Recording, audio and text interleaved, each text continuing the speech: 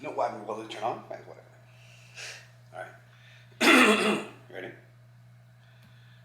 Yes? Yes. All right.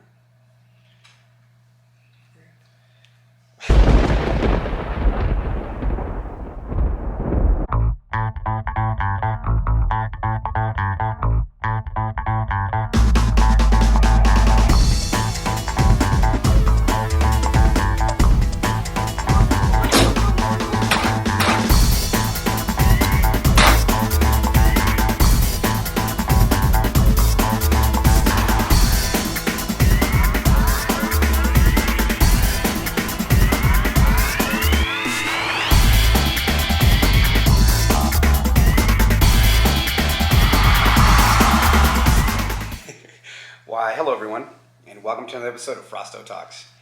I'm your host, Frosto. As always, I want to start off by giving a huge thank you to all of my listeners, followers, subscribers, friends, and family that have been supporting the channel. I want to thank everyone that bought some Frosto Talks merch. Orders went out today. Again, thank you so much. Next batch will be ordered soon. If you are looking to place an order and get yourself some Frosto Talks merch, please reach out to me at IG@Frosto. Now, on today's episode of Frosto Talks, I felt it appropriate to touch on this topic as my last few episodes have kind of been leading up to this. I feel like it's important for all of us to come to terms with the fact that life's crazy. You know, more of the world and its darkness has been exposed to us thanks to these little internet boxes that we carry on our phones. I mean, everything from World Star to, crimes that we see live, we're almost being shown daily on how ugly people can be. With that being said, I feel like the one way for us to avoid the fear and anxiety of ever stepping outside of our homes is by being prepared, by educating ourselves, by coming to terms with the fact that the outside world isn't all puppies, rainbows, candy canes, and shit gets real. So, to help me hammer this home, I have brought back, by popular demand, the one, the only, my boo, my wife, Trish Diaz. Hi. One of the main reasons why I wanted to have Trish back on this episode is, again, I want to reiterate, I'm no John Rambo. We're no survivalists, we're no preppers. We're just regular people. We're a mom and a dad, family, and we have taken it upon ourselves in, what would you say, the last 3 years? Ish. To do what we can to be as prepared as possible for anything that the world can throw at us. And in that time, we've lived through a pandemic. Human trafficking is up higher than ever before. And, again, being a parent of 3 kids, that's scary, man. And I try not to, submerge myself in the negative, but again, it's the reality of it. So once again, I felt it was very important to kind of bring this up in this episode as I've kind of led up to it.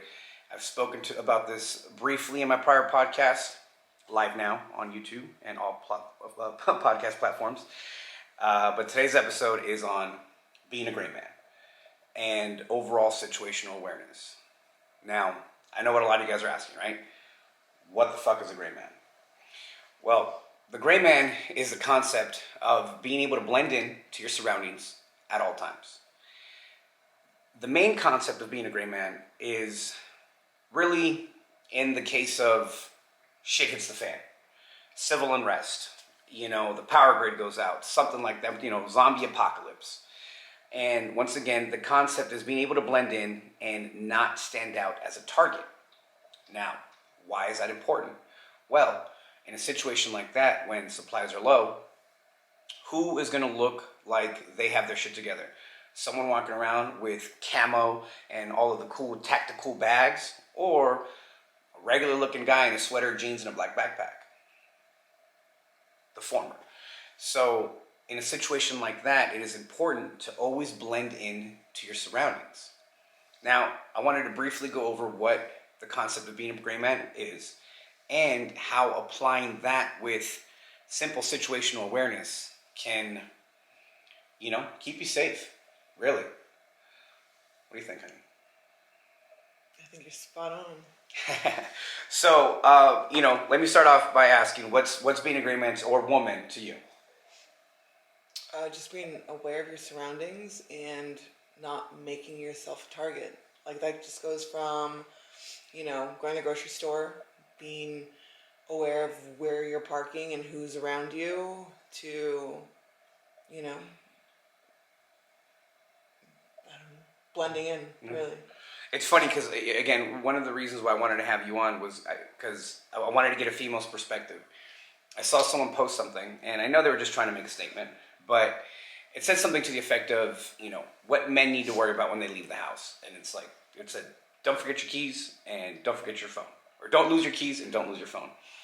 And then on the woman's section, it said, look at the back seat before you get in the car. Don't leave your drink unattended. Don't walk down a dark alley. Don't, and it listed all these things. And again, I understand that they were trying to make a statement on the things that women need to worry about. But after I reviewed it and read it, I'm like, that's just great situational awareness, right? Yeah, and unfortunately, that's the reality of the world that we live in. Unfortunately, women are targeted because people see them as easier targets, and it's our job to be aware that those are all possibilities. So doing those things, you're just benefiting yourself and your family. Yeah, and, again, I wanted to blend in the worst case scenario, shit hits the fan, concept of being a gray man to the everyday situational awareness that we should all practice. One of the main points of being a gray man is determining your baseline, right? So determining your baseline basically means being aware of what's around you. If you're at the beach, it's normal to see people in a bathing suit. It would not be normal to see someone walking around in a suit, right? So in a situation like that, determine your baseline and act like the people around you. That'll in turn help you blend in. Another key concept to being a gray man is avoid creating stimulus. Now, Trish and I actually make a game of this. And what this means is don't do anything that will let you stand out. I mean, if you're walking around with a tap-out shirt or a Glock shirt, you're probably carrying, right? Or you probably think you can fight. You're probably aggressive. That's just the aura that you're giving off, given what you're wearing. You're clearly wearing that for a reason. Again, as I said, Trish and I, we love to play the game of, oh, that car has a gun. People tend to broadcast what they have on their person, on their vehicles. And I don't get that, with stickers and decals and, everything as simple as a Yeti sticker on the back of their car or, camping gear equipment. If that car is parked in a parking lot and someone that is up to no good spots it, they're most likely going to break in because they might find something of value. They might find something of importance in there. Right? And it also goes the way, what you're, showing the world about yourself. So, having those family stickers. Oh, the family stickers. Lord have mercy. Yeah. Like, hey, my name is Trish. My husband's name is Bob. And we have 4 children and a dog. That's, whatever. Someone can be like, oh, okay, cool. They have 3 small children, the smallest one's whatever. So if I drive by and say, hey, Scotty, want to get in the car? I know your mom, her name's Trish, and your dad's Bob. You're just asking for, I don't know. And don't let the bumper sticker have my student is the #1 A student at this school. Like again, you're just broadcasting a lot of personal information. Vital information. I once read a statistic, go figure. I once read a statistic and it said if a home has an American flag outside of it, it is least likely to be broken into because people assume that the homeowners have a weapon. But in that same statistic, when the small percentage do break in, they're specifically breaking in to steal ammunition and or firearms. because they know that in most cases that house would have that. So, again, it's so important, guys, just to really, keep your eyes peeled. And I know that sounds funny, but, like Trish said, I was very proud of this phone call when you went to the market the other day. Oh, yeah. Actually, isn't that how this podcast came to be? It did. I was at the grocery store, and I was parked in the same spot. And as I was pulling to my normal spot, I saw two hitchhikers. I don't know. They just weren't from around the area. And they had their dogs, and there was two of them. And, one, I don't like talking to people. So I avoid people at any cost. And two, if they see me by myself putting in, because I'm not just getting one or two things. Whenever I go to the grocery store, it's a haul, Family of 5. Right. And so I just didn't want to put myself in a situation where something would happen. So I moved my parking spots, and I remember calling Vic and hey, I was like, it's just weird how these little things stick with you. Unfortunately, people get all weird about stereotyping, right? Profiling, man. You have, I'm not saying go over and spit on them because they look like, hitchhikers Suspect. or whatever. But if you can avoid people that don't give you a good feeling, just do it. Why? You don't even know them. You're not going to offend them. Obviously, don't be rude, but... Vibes, dog. Yeah. But also just, you have to Trust profile. Your gut. Yeah, That's a better way of saying it. Profile. There's a reason why subconsciously as humans, you got to remember, we're basic creatures, guys. We're animals at the end of the day.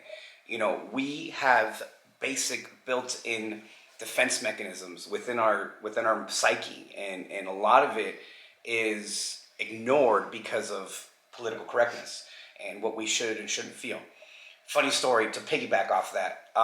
As you can imagine, I'm trying to teach my kids as much as possible everything that I've been picking up on this wild magic carpet ride we call life. And my oldest, I am beginning to explain, a lot of the situational awareness, because especially kids nowadays, fucking glued to their phones. And so every time we go out, I tell him, listen, look at what I do. I said, when I'm out when it's me and the family, do you ever see me on my phone? Do you ever see me, texting? Do you ever see me, looking down when we're in parking lots? He's like, no. I said, that's because anything can happen. So one day we're going to Walmart, and I was like, hey, let's play a game. It was all right. I was like, point out anything that stands out to you and let me know, what you feel about it. So he said, okay, cool. So we're walking into Walmart, and he goes, that guy, and he points. And I look, and I was like, no, don't do. I was like, you gotta, keep it slick, dog, And I looked at the gentleman, and I could see why he pointed him out. Vagrant looking, individual, right? Raggedy clothes, backpack, the whole nine. And I said, all right, next time just do a little bit more slick. He said, okay, cool. Well, lo and behold, after our shopping trip, we're on our way out. That same guy was sitting on the curb in handcuffs. And the cops were pulling out, I'm assuming, what was stolen items from his bag, bunch of alcohol, and whatever, a bunch of other things. And it's just funny because I noticed it as we were walking back out. And the part that really made me happy was that as we were walking back out, he looks at me and goes, Dad. I was like, what? He goes, that guy. So he took my advice and he whispered it the second time, But again, just stuff like that, man, And I hate to, rain on your parade, but it's the reality of it. Trish and I are coming from a place of unfortunate experience. A couple years ago, we were actually held up at gunpoint. And again, I had not really gained this obsession on situational awareness and being prepared as yet, but your boy lived a little bit of a sketch life. But also we were in our parking garage. Right. We were in our parking lots. But, given my past and given my past experiences, I am used to red flags. Now more so than ever, I try and use my past as a tool to help me in my current day. But given the situation, we were coming home from a date, and this kid really comes out from around the corner and points a gun at us. And I remember as it was happening, I looked at him, and the only thing I could think to myself was, is this really happening? And it's funny because, it's funny now, but as we were walking towards him, Trish was still talking. Trish was still talking to me.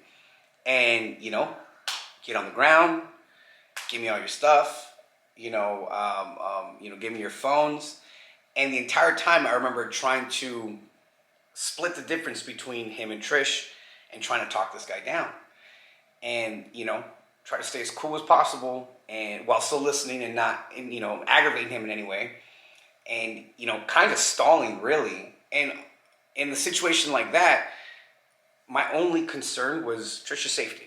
It was... My concern was my phone. I laid on it as soon as I got on the floor. And then he searched my... Again, I just saw him point that gun at her, and I hopped up, and I jumped at him, and I lunged. And in my head, my only concern, once again, was getting her to safety. And funny story, while we tussled and wrestled for the gun, and I'm thinking Trish is going and running to the elevator and getting help, I turn around, and here she comes, Masvidal kneeing this dude, Street Jesus, and start kicking him on the ground, helping me out. I don't know why she did that, but... I was ready to bury a body. I was like, oh my God, he's gonna kill him. We're gonna have to hide the body. And I was like, wait, why do we have to hide the body? Self-defense. We're good. We're good.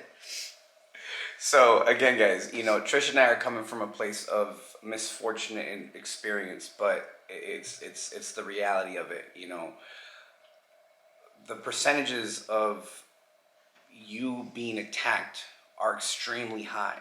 I once read a funny meme, and it said, it was actually a post by Mr. Jiu-Jitsu, this guy that I look up to, and he says it basically had the percentage or the chances of you winning the lottery, and it was like 1.7 chances of you winning the big lotto. And people are like, well, you never know. And it's like you have a 1 in 4 chance of getting attacked. It won't happen to me. And that's what sucks, is it might. And you don't want to know if you can handle a situation like that once you're in a situation like that. You know what I mean? Mm-hmm. And that's why it's so important to be on the lookout. Be aware of your surroundings at all times. I know I've said this, a couple times now, but it's the truth. I mean, if you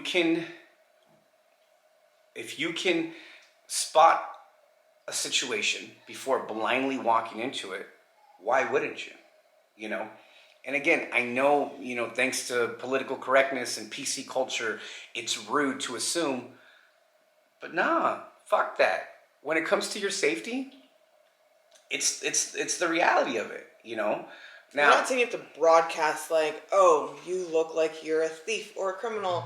No, dog, just fucking be aware. And just, if you have to, I can be in the grocery store, and if a 60-year-old white male walks behind me, I'm watching him the whole time. Not because I feel like he's gonna, I don't fucking know what's gonna happen, but he's in my bubble, so I'm looking at everybody who comes into my bubble. So it doesn't, No, absolutely. And again, what you said, it's not like you have to broadcast your emotions or what you're thinking, but, in that same breath, you're not going to walk into a sketch neighborhood wearing Gucci belt and, name brand stuff. Again, back to being a gray man. Blend in.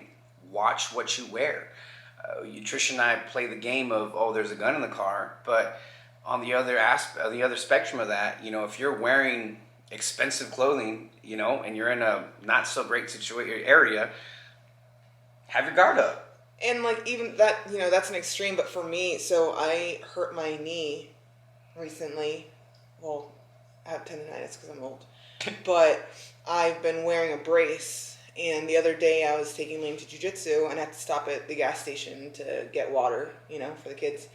And I took off my knee brace so that I don't look like an easier target than what I am. It's just as simple as that. I don't want someone to be like, oh, damn, she has a fucked up knee, I have a better chance of kidnapping her, stealing from her, taking this from her. Like that to me, that's what that means. It doesn't have to be to the extreme where like, oh, you know, 'cause name brand stuff, but as easy as, you know, taking off a knee brace just to walk in to the gas station, right? No, absolutely. And you know, I'm glad you touched on that, because what comes up and over the mindset and being situationally aware is, once again, being prepared. Now, how can you be prepared? What are some steps you can take to be prepared for a situation like that? For an attack? Oh, you're asking me? Yeah. I mean, there's the obvious carry, Mm-hmm. right? Which a weapon. It could be a firearm. It could be a knife. I'm more comfortable with the knives. It's because I'm self-trained. And also just like self-defense, basic self-defense, and jiu-jitsu. That's that for me. Jiu-jitsu. That's the answer. That's the answer to everything, guys. Jiu-jitsu. It's just one of those things, right? It's a lot of females are uncomfortable with it. They don't like being that close to people. Guess what? When someone's trying to rape you, you know, that's not very comfortable, is it? No, but you have to learn how to get out of it. And I'm just one of those people that just thinks, like, I'm the kind of person that will read stories on Yahoo on what's happened to people to try and understand where they went wrong and how to avoid a situation like that. And obviously you can't avoid every single situation, but, you know, there's horrible things that happen to females, and, you know, learning basic jiu-jitsu can stop a decent amount of that. I'm not saying all of them, because unfortunately, you know, males, I can be the same height as you, same weight as you, but there's this thing called testosterone. What? Yeah, I know. And it makes them stronger. We're not all equal? Okay, don't go that far. But you just can't, like, there are females that go around like, oh, when I get mad, you know, you want to be around me when I get mad. Like, Hulk no. out. Like, I used to think that way too until I took a jiu-jitsu class. You ain't shit. I have females that are smaller than me. They can do something. They have males that are smaller than me. And on top of it, you have the bigger males that I can't do anything, even if I'm more experienced than them. So just learning weight manipulation, is that the right word? Yeah, weight manipulation. You know, piggybacking off what you're saying, and I'm not going to shout them out, but two females that we train with, one specifically. I'm not going to shout them out. I want to put them on blast just so, you know, they can stay under the radar. But if they know, they know. One gal was 14 at the time, I believe. I outweighed her by at least 60 pounds, easy 60 pounds, and I was barely getting back into jiu-jitsu.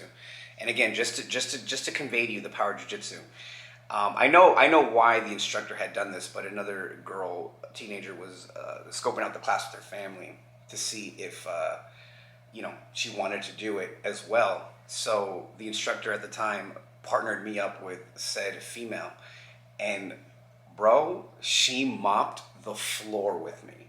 Once again, I outweighed her by 60 pounds. I was at least twice her age, but she was a competitive jiu-jitsu practitioner that dedicated her life to this. You know, another great example is now, current day, I'm a little bit more of a seasoned jiu-jitsu practitioner, still trash, but our good friend, chewing her gum, will easily manipulate the shit out of my own body. Again, I outweigh her by 40 pounds, you know, 30, I lost some weight, but this you know. is years and years of experience. Of course. And this is what we're trying to, you know, this is what we're trying to say is it starts small. It's the little daily decisions that you make that attribute to your preparedness, that attribute to your overall success in anything, really.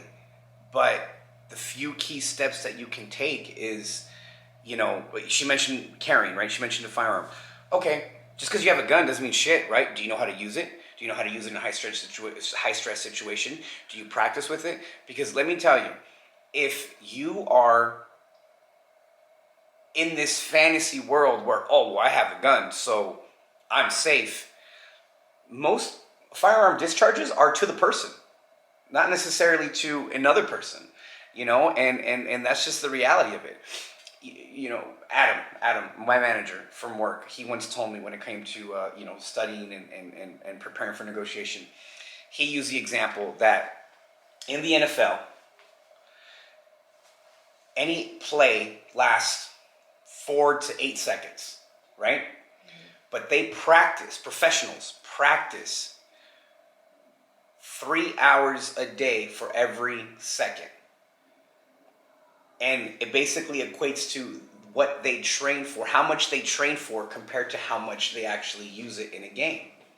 And that's crazy if you think about that in anything else, right? If you applied that much practice when it came down to it, you're going to be that much better, right? So once again, don't think just because you carry a firearm, you're Gucci. Don't think just because you have a gun in your house, you're good. Don't think just because, I know some basic hand-to-hand. No, you need to keep it consistent. You need to train every day. As simple as just being in shape, being fit. I've said this before on one of my last podcasts, on a previous podcast on being the number one dad, live now on YouTube and all podcast platforms. If you're a parent if you're a parent of multiple kids and you can't carry them up a flight of stairs without losing your breath, that's not cool.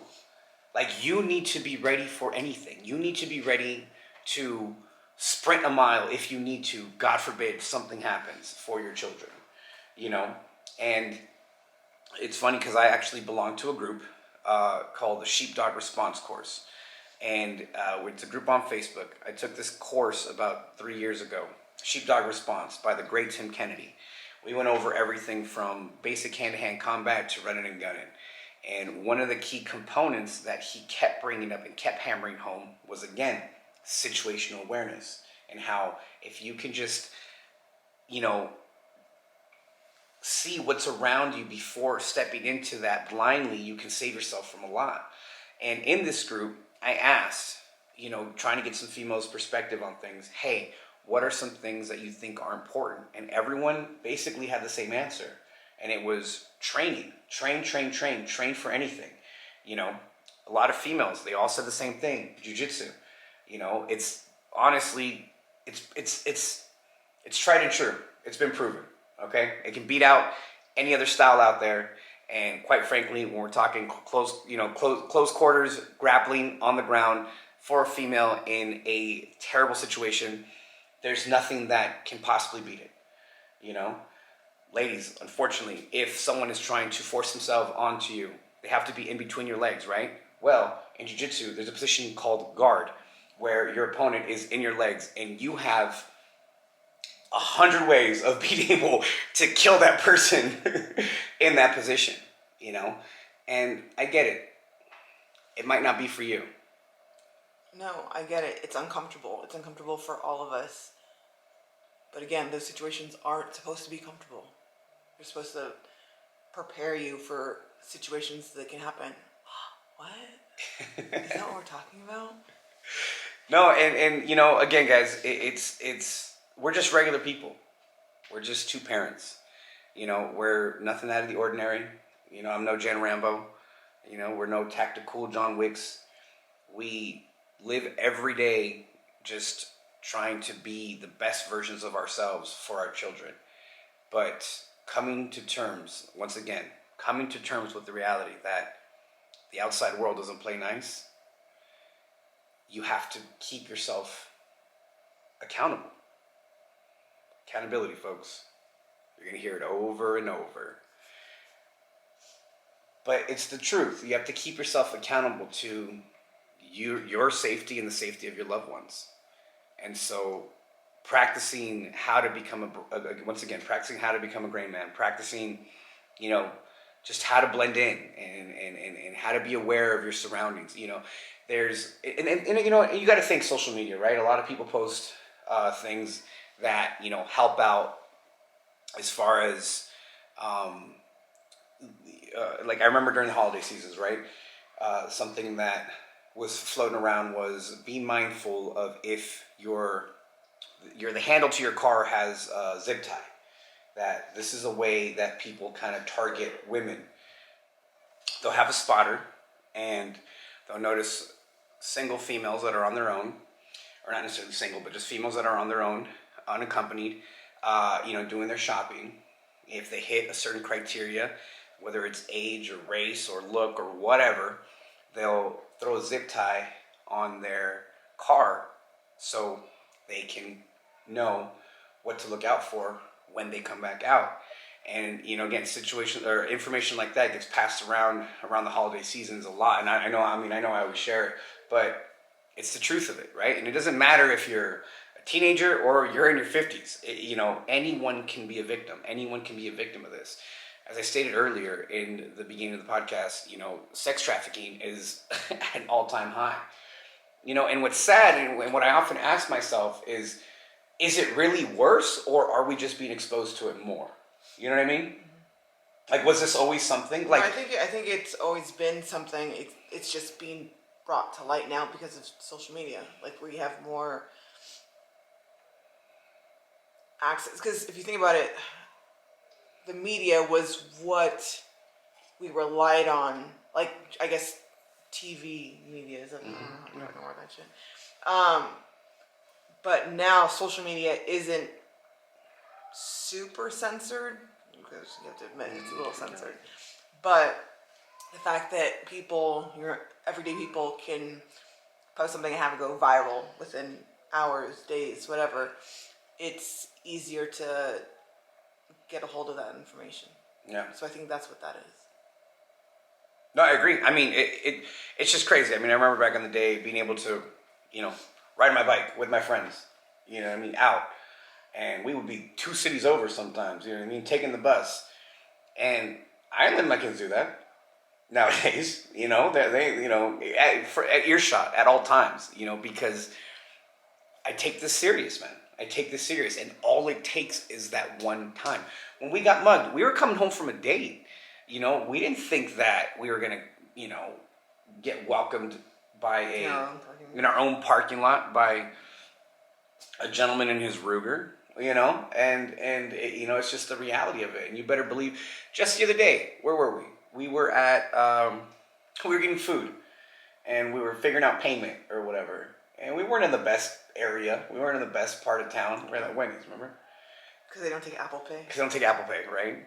And it's 2021. And, we're sitting there, and it's the entire family. We're in the car, and it's a sketch parking lot. It's after 8 p.m. It's dark. And again, not familiar with the area. You better believe I was locked and loaded scanning the area, because all it takes is that one instant of someone being able to rip open the car, and God forbid, you know what I mean?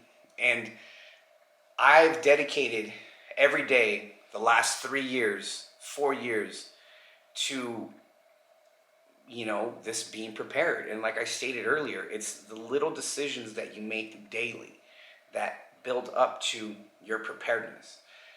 I don't know if it was being a father of 3, hitting my 30s, purchasing our first home. It was Harley. No, it was. As soon as, I think,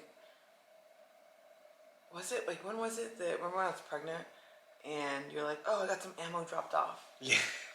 And it was like, you were super pregnant. 1,000 rounds. Yeah. There was in this tiny box, and I was like, oh, I can lift this.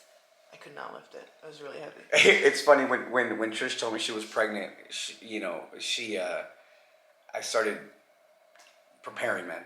Everything Canned from water, MREs, ammunition, and Trish looks at me. And go bags. And go bags, yeah. Trish goes, it's when most parents nest, when most normal people nest, they build a crib, not a bunker.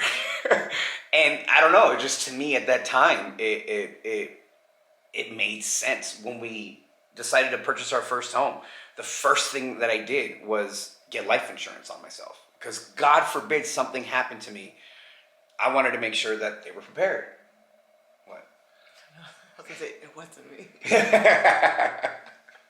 It's always the wife. No, but for real, and fellas, dads, guys, these are the things you need to think about. I know that I'm really trying to focus on the female aspect of this, with my boo over here, but It's the reality of it. Where are you at? If you have kids, if you have a family, what are you doing to protect them? What are you doing to be prepared daily? And that goes as far as financially, you know? Yeah, but also like you don't have to. Vic has fucking 4 boxes of MREs and 7 cases of canned water. Like, yeah, you don't need to do all that, but have like a what do you call them? The 7-day, 5-day. 72 hour, yeah, 72 hours. That's something that I kind of wanted to touch on. Yeah. Trish, mentioned it briefly, but go bags. I remember, and I'm forming a new one. I'm kind of trying to build a new one, but go bags, 72-hour go bags, 72-hour preparedness go bags are important. They're key. Have one in your car. Have one for every person that you travel with. This should have anything and everything from flashlights, batteries, water, blankets, food. You can go anywhere nowadays. This is the beauty about 2021. I was trying to get some sponsorships for this episode, but I didn't get a chance to reach out to them on time. But stealthangel.com sells amazing ready-to-go bags, 72-hour bags for 1, 2, 3, I think up to a family of 5. And they come in pre-packaged backpacks that you can just carry with you in your car. Basic first aid. IFACs, individual, what does IFAC stand for? Individual first aid kit. There we go. IFAC, individual first aid kit. Another company that I follow that makes a great product is Live the Creed. They sell individual, ready to go, EDC, IFACs, and that you can have in your car, on your person. God forbid something happens. I've mentioned this before on previous podcasts. Are you trying to be a liability or an asset? Because shit hits the fan. If you're not prepared or you can't adapt, you're a liability. And in most cases, who's getting cut off from supplies? The liability. So do what you can to become an asset in every aspect. Right, honey? Mm-hmm. No, guys, I hope that helped. I hoped you were able to pick up any little tips and tricks from our own experiences and how we live our life. And, once again, I want to reiterate, we are no survivalists. We are no John Rambos. I'm a U.S. Army soldier. Actually, before we cut off, what led you to, want to do that? I thought that it would benefit, like on a personal level, it would benefit me and our family. Like learning how to, sleep outdoors. Hated it. Didn't want to do it. It was uncomfortable, but guess what? Had to do it to graduate. So, learning how to do basic first aid, learning how to navigate. Actually, yeah, land nav. There's probably a lot of things I'm not going to remember, but carrying like firearms. I'm a sharpshooter, you guys. That's right, sharpshooter. But yeah, we had to spend 3 months with our rifle, like 24/7 for 3 months on your person. On us, and honestly, so prior to going to basic, when Vic would try to get me to carry my Glock, I was super uncomfortable with it, and still am, only because I haven't practiced or we haven't gone to the range, and that's because ammo is really fucking expensive right now. So expensive. But when I went to basic, wasn't too crazy about it. After spending 3 months with that thing, it's not really scary. People get intimidated by weapons, and Vic would always tell me, it's just a paperweight unless there's something in it. And, even having your firearm and dry firing and doing stuff like that will benefit you. And not being scared of it, just your basic gun safety will teach you that it's not that scary unless it's a tool. You're unprepared and don't know how to use it. It's a tool, like anything else. A hammer in the wrong hands can do damage, right? Mm-hmm. A firearm in the right hands can save a life. I'm really glad that you said that, especially since ammo prices are outrageous right now, if you can even find them, for those that do go out and buy a firearm or own a firearm, practice. Even if you can't go to the range, dry fire. Dry firing has been proven to be one of the greatest ways to. And just in case you don't know what that is, no ammo in your mag. No ammo in the chamber. Make sure it's clear. No ammo anywhere. And empty mag, empty chamber. It's double check, triple check. It's basic trigger manipulation, right? Just learning how to get your sight picture and squeeze that trigger. Don't pull it, squeeze it. And